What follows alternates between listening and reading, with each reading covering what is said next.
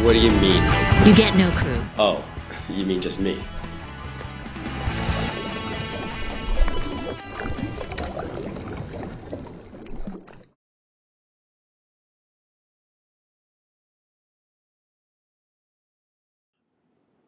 Well, I've had some experience in television, cable TV, some local affiliate network TV.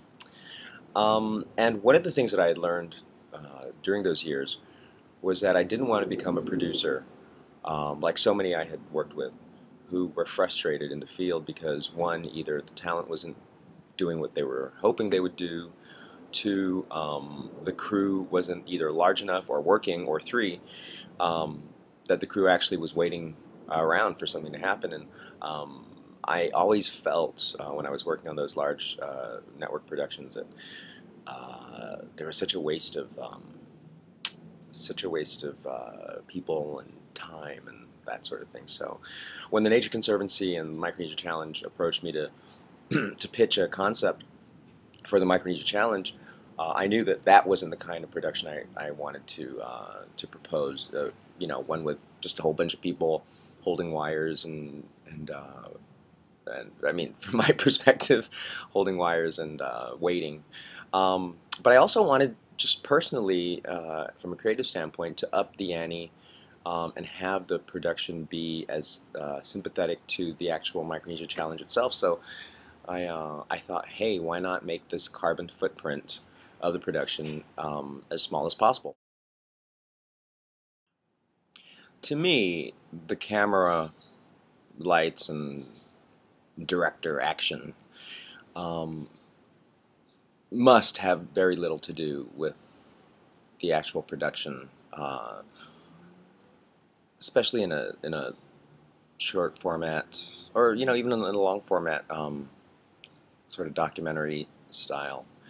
I I know from having been talent myself that every time I see a camera or see lights or get mic'd, I behave differently. I'm not Dan. I'm Dan the host, or Dan the on-camera talent, and being sensitive to that, I don't want the people who we feature in Into the Islands to have to fake it in that sense. So I think the reason why we've been able to enjoy the candor and I think extremely honest quality of the interactions uh, in Into the Islands is because of the fact that there is no cameraman, and the camera is usually on my hand, or I set it on a table, or it's moving as naturally as I'm moving. There's never a pause. I never say, "Hey, stop," I just turn it on and shoot.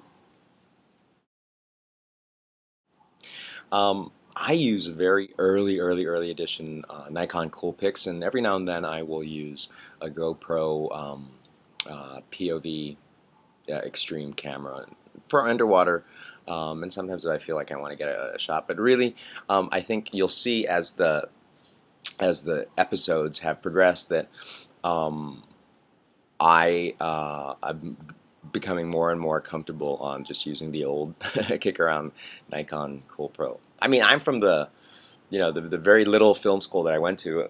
I'm from the Blair Witch Project School of Filmmaking.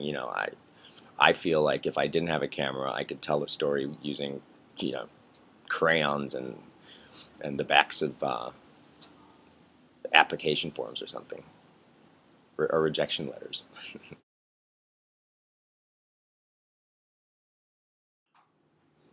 Yeah, so if I would give advice to anybody, who's doing work in conservation, creating video content that, uh, must be engaging, because hey, let's just face it, to the vast majority of people in this world, conservation and things like watersheds and marine protected areas and uh, conservation area strategies are, that's pretty boring. So it is incumbent on the storyteller, videographer, filmmaker to make it interesting. And I believe it's interesting. It is, I find so much passion in it.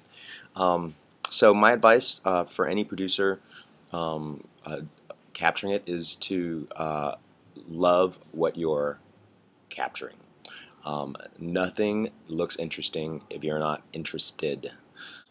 I used to tell a production staff that I managed once that any monkey can capture video, because really in this age of point and shoot, you can really have a chimpanzee step behind a camera and prompted to be prompted to press stop and go, record and stop.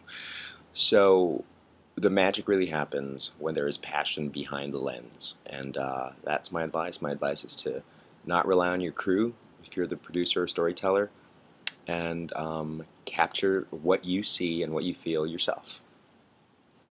The story continues at www.micronesiachallenge.org, where you can learn more about the people you just met, as well as the efforts of preserving the thousands of species of fish, plants, and wildlife in Micronesia. There are downloadable teaching modules for schools, as well as an online video storytelling academy by Dan Ho. And of course, we look forward to your support of the Micronesia Challenge. Thank you.